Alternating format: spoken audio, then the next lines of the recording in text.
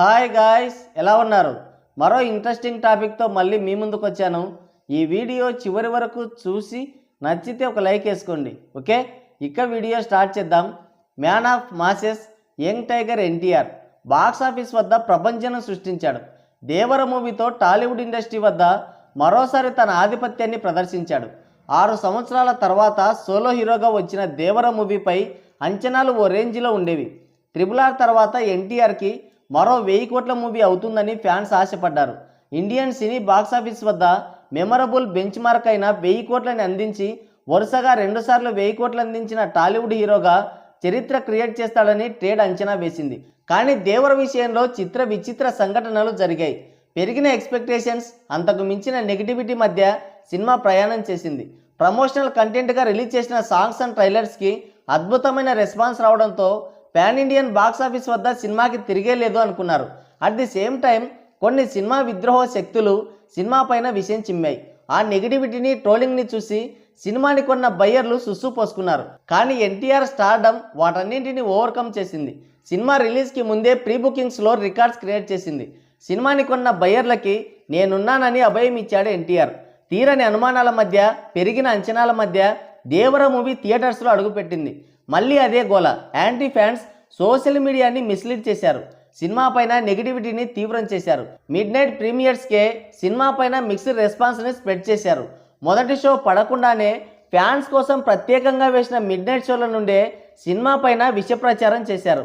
Fans బాగుందని, anti fans బాగోలేదని చెప్తుండడంతో సగటు సినీ ప్రేక్షకుడిని ఆ మాటలు కన్ఫ్యూజ్ చేశాయి. సినిమా ఉందో పోయిందో అర్థం కాని పరిస్థితి ఏర్పడింది.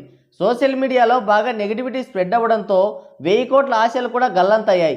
సినిమా టాప్ డిజాస్టర్ లిస్టులో చేరడం ఖాయమనే అభిప్రాయం కూడా వ్యక్తమైంది. బ్రేక్ ఈవెన్ అయితే చాలు అనే ఆర్తనాదాలు కూడా వినబడ్డాయి. వీటికి తోడు నిర్మాత కళ్యాణ్ రామ్, యువసుధ ఆర్ట్స్ నుండి ఎలాంటి ప్రమోషన్స్ కానీ, సినిమాపై వచ్చిన నెగిటివిటీని కట్టడి చేసే చర్యలు కానీ జరగలేదు.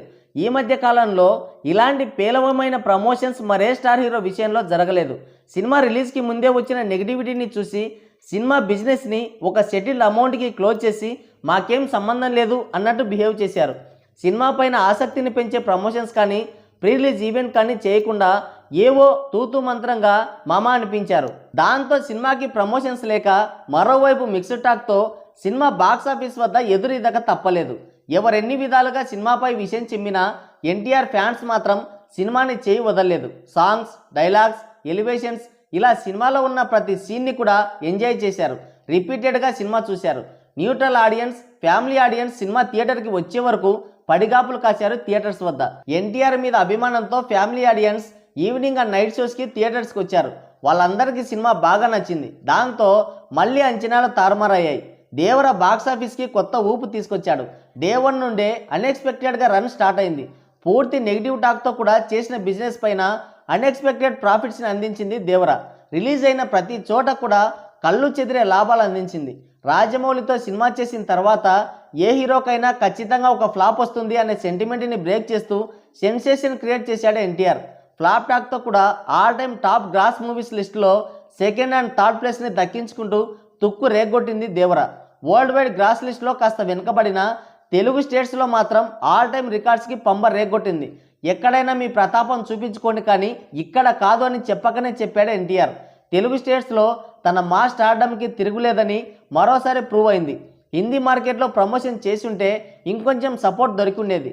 ఏ సినిమాకైనా సెన్సేషనల్ గ్రాస్ రాబట్టాలంటే హిందీ మార్కెట్ చాలా కీలకం. అలాంటి చోట్లనే సినిమాకి ఆశించిన ప్రమోషన్స్ ఏవి జరగలేదు. కానీ తెలుగు రాష్ట్రాల్లో మాత్రం ఆల్ టైమ్ రికార్డ్స్తో దుమ్ము లేపింది దేవర. ఈ సినిమా వరల్డ్ వైడ్గా 520 కోట్ల గ్రాస్ని, 270 కోట్ల షేర్ని రాబట్టి ఘనంగా బాక్సాఫీస్ రన్ని ముగించింది. చేసిన బిజినెస్ పైన 88 కోట్ల ప్రాఫిట్స్ని అందించి సంచలనం క్రియేట్ చేశాడు ఎన్టీఆర్. ఈ మధ్య కాలంలో రిలీజ్ అయిన పెద్ద సినిమాలు ఏవి కూడా ఏదో ఒక ఏరియాలో లాసెస్నే పెడుతున్నాయి. కానీ దేవర మాత్రం విడుదలైన అన్ని చోట్ల, అన్ని ఏరియాల్లో లాభాలు అందించి ఎక్స్ట్రాడినరీగా బాక్సాఫీస్ రన్ని కంప్లీట్ చేసింది. మరి దేవర బాక్సాఫీస్ రన్ గురించి మీరేమనుకుంటున్నారో మీ అమూల్యమైన అభిప్రాయాన్ని కింద కామెంట్ సెక్షన్లో కామెంట్ చేయండి. సో గాయ్స్, ఇది వీడియో. మరో ఇంట్రెస్టింగ్ వీడియోతో మళ్ళీ కలుద్దాం.